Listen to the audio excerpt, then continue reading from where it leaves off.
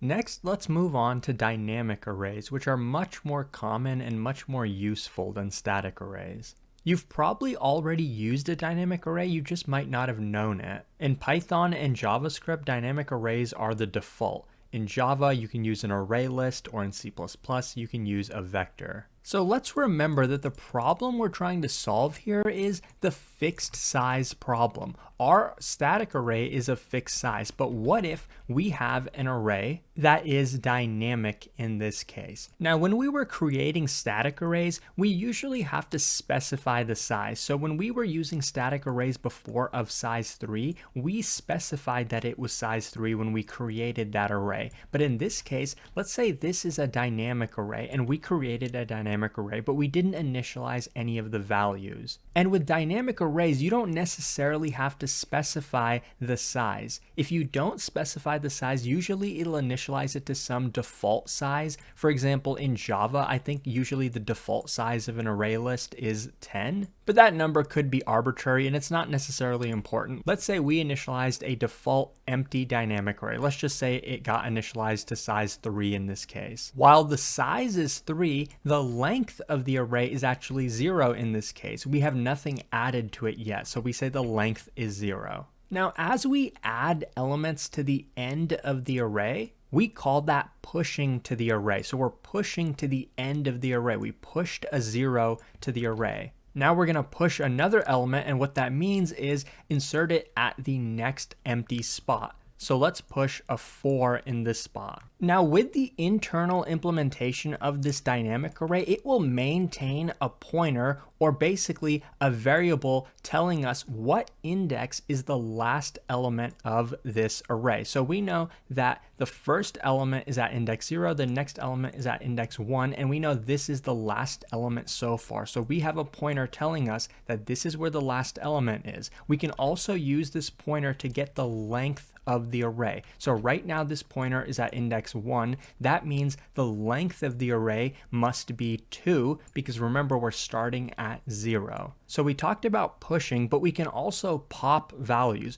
Popping in this case also refers to the end. So that's why this end pointer is important for us. We're going to pop the last value. Just like how pushing a value to the end is an O of 1 time operation, popping a value from the end is also a big O of 1 time operation, because we know exactly where that value is because we have that pointer to the last element. We pop it, and we also want to now take this pointer and then shift it to the left by 1. So now we're maintaining that this is the new end of our array. We could also pop this value as well, which would make our array be basically of length 0 again. But that's the main idea. Now for the problem we're trying to solve, let's push another element. Let's push a 7. Now this is the end of our array. Now let's push another value. Let's say I want to push a 9. Well, we ran out of space. So what is our dynamic array going to do? So far in memory over here, we have a 0, a 4,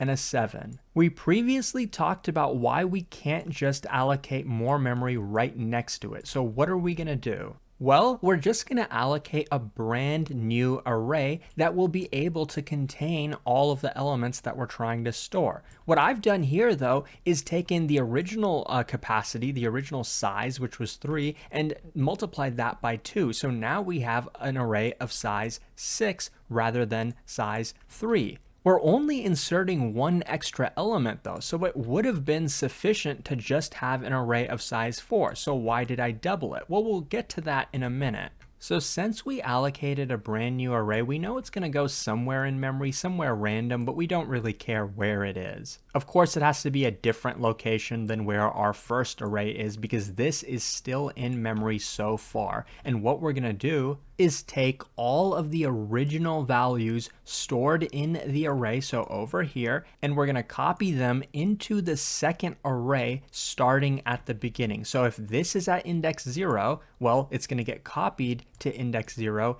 in the second array. If this is at index 1, it's going to get copied to index 1. If this is at index 2, it's going to get copied to index 2. So our second array is going to look like 0, 4, 7. So you can tell we solved the problem of not having enough space. Now we definitely have enough space for this 9 to now also be here. So now our memory looks correct. We have all the values that we wanted, but the problem is we still have the original array. Do we really need this anymore? No, it's just taking up space, but we have all the values in the second array anyway. So now at this point, we deallocate this. We free this memory. We basically tell the operating system we're not using this anymore. You can use it to allocate different variables if you need to. So this doesn't exist anymore. So this definitely allows us to get around the fixed size property. So now if we add even more values to our array, which replaces the original array,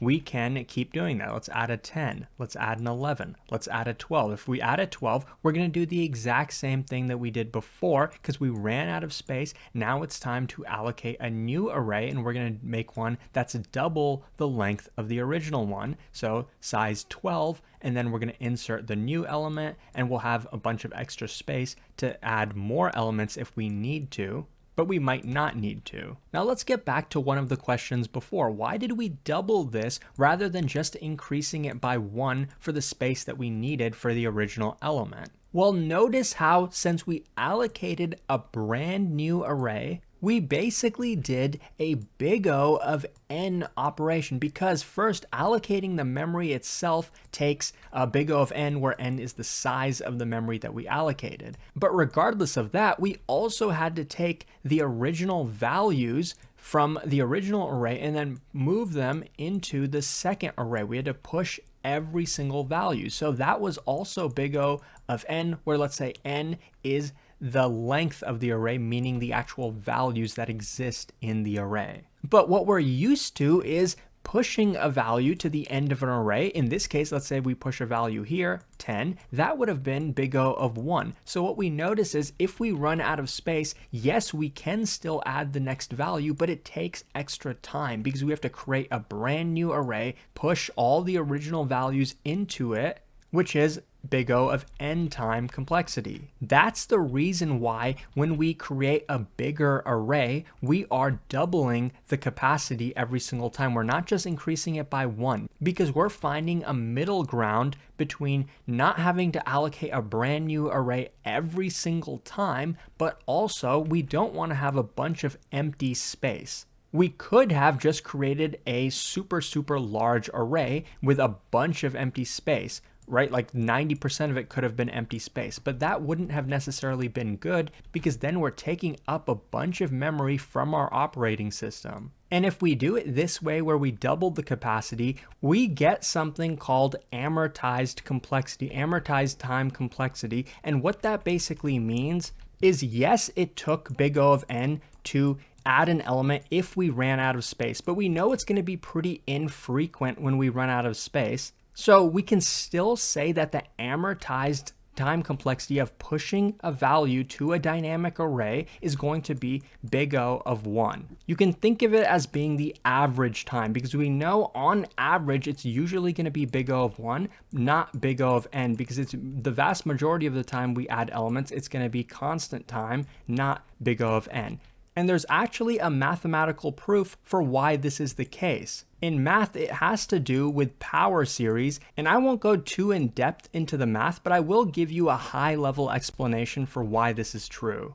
Let's say our goal is to push 8 elements into a dynamic array. Maybe the default dynamic array was only of size 1 when we allocated it. So let's say we add our first number 5 to the array, and so far we have an array that looks like this. Next, we want to add a 6 to the array, but we know we don't have space. So what we really have to do is take this 5, move it down to here, and then insert the 6 over here. So I'm just counting the operations we're doing so far. We did one operation when we added this 5 here, and then to add the 6, we actually had to do 2 operations where we moved the 5 and then added the 6. Next, let's add the number 7. But for us to do that, we have to allocate a new array. And since we're doubling it every time, this array is of size 4. So we're going to move the 5 here, we're going to move the 6 here, and we're going to add the 7 here. So while we did 3 operations, we inserted 3 values here,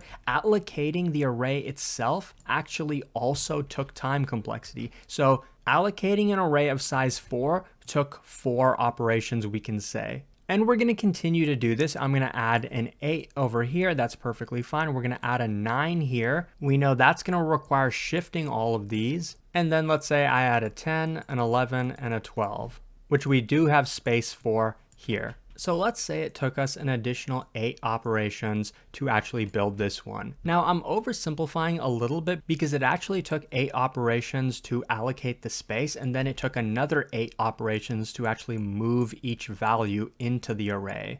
But we're going to ignore that just for now. The main point I'm trying to get at though is to create an array of length 8, it actually took us 8 plus 4 plus 2 plus 1 operations. But since we're doubling this every single time, this calculation is always dominated by the last term. What that means is the last term is always going to be greater than or equal to the sum of all previous terms. This is a math concept. And this is the reason why we're doubling it rather than just increasing it by 1. But why is this actually important? Well, to create an array of size 8, let's say in this case it took us 15 operations. We know that this number is dominated by the last term, which means that it's always going to be less than or equal to 2 times the last term. In this case, the last term is 8, but we know in the general case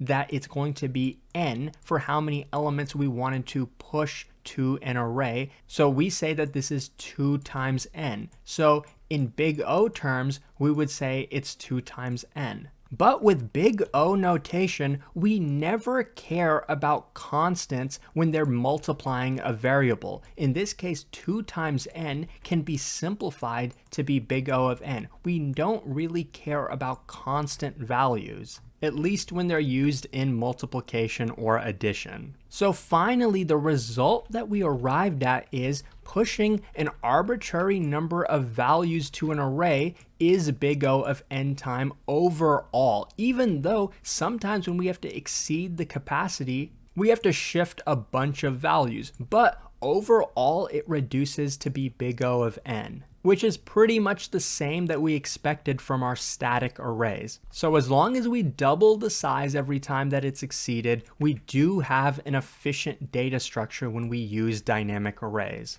By the way, let me illustrate to you why we don't care about constants when we're talking about big O time complexity. We don't care about the difference between big O of 2 times n or the big O of n. We don't care about any constant c that could be there. Any constant, no matter how big it is. It could be 10, it could be 100, it could be 1,000. We don't care about it. And again, it's because of math. Suppose this line is representing our n line. As the input size grows, the runtime is also going to grow, but it's growing linearly, right? It's a straight line. But if we had a runtime complexity of n squared, now this is a 2, but this isn't the type of constant I'm talking about because this is being raised to a power of 2. It's not being multiplied by 2. Powers are definitely important, but we don't care about, some constant multiplied by n, and we don't care about some constant added to n. It could be a different constant than this one, but we don't care about it if it's added or multiplied. As you can see, n squared grows much more quickly than n, and that's the idea.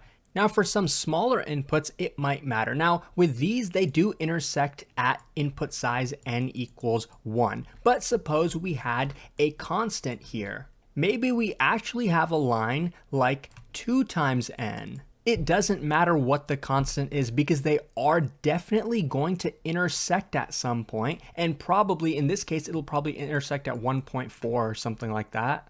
But the idea is they're going to intersect at some point, and after that point of intersection, the larger growing function is always going to be greater than the slower growing function. And that's what we care about. We don't care about small inputs like 1, 2, 8, even 100, or even 1,000. We don't care about these small input sizes. We care about really, really big input sizes because those are the ones that slow down our CPU when we run programs. That's why when we talk about big O time complexity, we don't care about constants. We care about how quickly is it growing. Is it big O of n or is it big O of n squared? The same would be true if we added a constant. For example, this is what n plus 8 would look like. Well, it gets a head start over the quicker growing function, but at some point they're going to intersect, and at that point, the quicker growing one is going to grow way faster. It's going to go off the charts, while this one still grows at the same rate. Now, to summarize, the time complexity for dynamic arrays is essentially the same as static arrays. We can still access the ith element anywhere in constant time. We can push and pop elements at the end also in constant time. Even though in some cases we might have to resize the array, we still basically assume that it's a constant time operation for the reasons that I talked about earlier. And the good thing about dynamic arrays is we can do so even if we don't have space, because yes, we can allocate more space. The downside though is inserting into the middle or removing from the middle is still going to be a big O of n time operation, because we're going to have to shift every value over. And there's no amortization for this. In the worst case, this is always a big O of n time operation. So now that we understand dynamic arrays, the next thing for us to do is understand how we can use them.